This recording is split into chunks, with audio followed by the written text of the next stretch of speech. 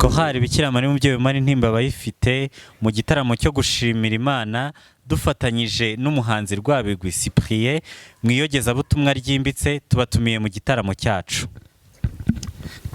Ni ku cyumweru tariki ya 27 ukwezi kwa 10 umwaka wa 2024